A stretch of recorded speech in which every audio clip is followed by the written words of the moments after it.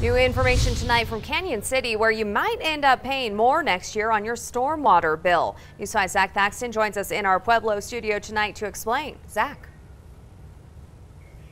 Cañon City Council is considering hiking stormwater rates by 45% next year. It amounts to more than $4 per month for the average home and nearly $22 more every month for a typical business.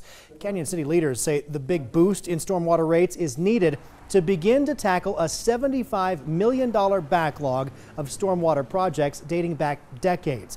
The extra money from the increased rates would service the debt brought on by certificates of participation. Essentially, city buildings would be used as collateral to get $8 million in financing for an initial wave of stormwater projects to take place next year, including the Dawson Ranch subdivision, which endured devastating flash flooding this summer and is estimated to need at least $1 million in upgrades on its own. By leveraging the value of city-owned property in a lease purchase type of agreement, they don't have to go to voters as required for tax increases or other debt obligations under the Taxpayers' Bill of Rights, a path that some aren't too happy about.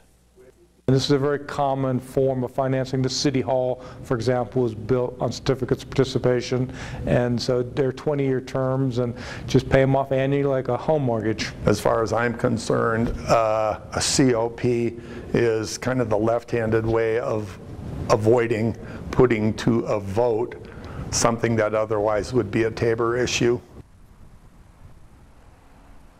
Cañon City Council is also looking at boosting regular water rates by 3% next year, about $1 per month for the average household. That's on top of a 9% increase that went into effect this year.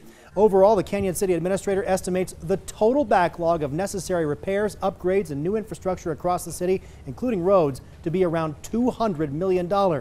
These water and stormwater rate hikes, he says, would help them begin to chip away at that backlog. Tonight's vote on the water and stormwater rate increases was just the first reading. They'll have to come back in a few weeks for final approval. Always watching out for you, Cañon City. Zach Thaxton, News 5.